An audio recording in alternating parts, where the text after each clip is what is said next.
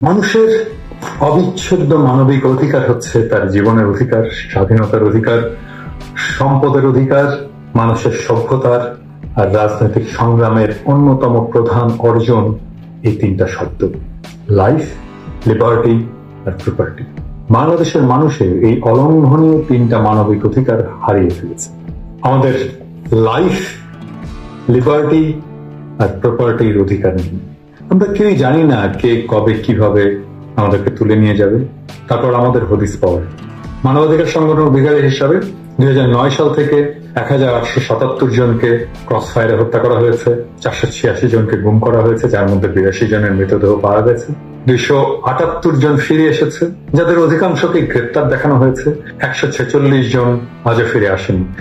তো ভিউয়ার্স, আসসালামু আলাইকুম। সবাই কেমন আছেন? আশা করতেছি আপনারা অনেক অনেক ভালো আছেন। তো ভিউয়ার্স, এই ভিডিওতে আপনারা জানতে পারবেন যে আসলে আমরা কেমন বাংলাদেশ চাই, ঠিক আছে?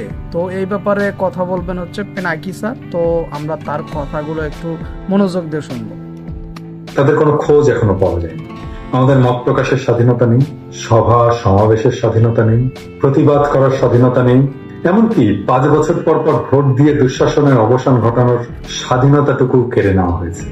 পত্র পত্রিকা, রেডিও, টেলিভিশন, কোথাও আজ সত্য প্রকাশের স্বাধীনতা নেই।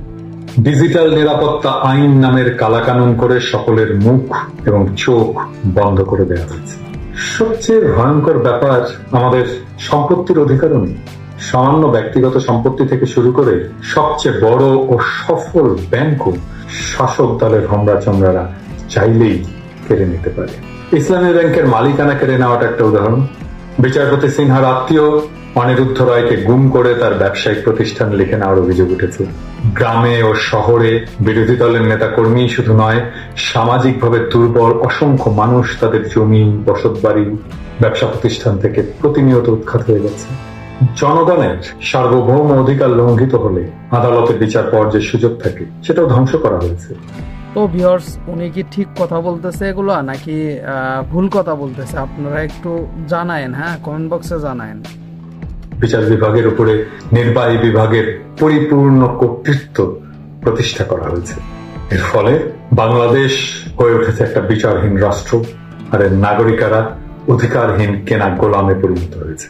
সামরিক গোয়েন্দা বাহিনী দিয়ে সুপ্রিম কোর্টের প্রধান বিচারপতিকে শুধু তার পদ থেকে অপসারিত করা হয়নি, দেশান্তরিত করা হয়েছে। অসংখ্যবার কাটাছেঁড়া করে সংবিধানকে কর্তৃত্ববাদী শাসন কায়েমের অকেজ গ্রন্থে পরিণত করা হয়েছে। জনগণের সার্বভৌম ইচ্ছার পরম প্রকাশ ঘটে যে দলিলে, সেই সংবিধানকে দুঃশাসন ও কুশাসনের হাতিয়ারে অধঃপতিত করা হয়েছে।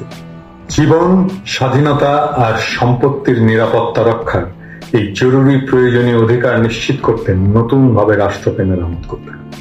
আমাদের মুরব্বীরা 1971 সালে অনেক ত্যাগ ও আশা নিয়ে নতুন একটা রাষ্ট্র গড়ার স্বপ্ন থেকে বাংলাদেশকে স্বাধীন করলেও তাকে গণতান্ত্রিক রাষ্ট্র হিসেবে গড়ে তুলতে চরমভাবে আমরা ব্যর্থ হয়েছি।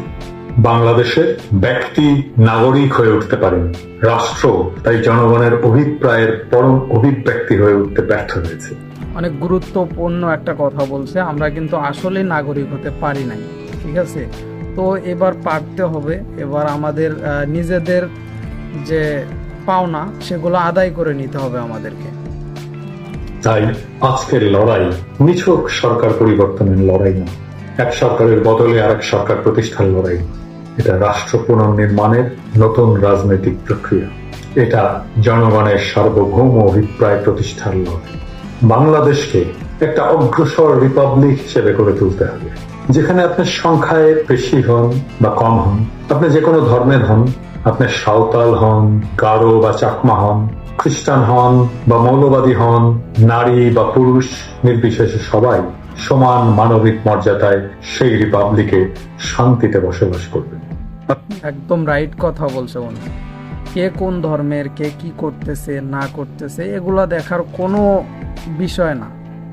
আপনাদের সকলেরই কথা বলার জায়গা থাকবে। কথা বলার জন্য কেউ আপনাকে গুম করবে না, ক্রস ফায়ারে মেরে ফেলবে না।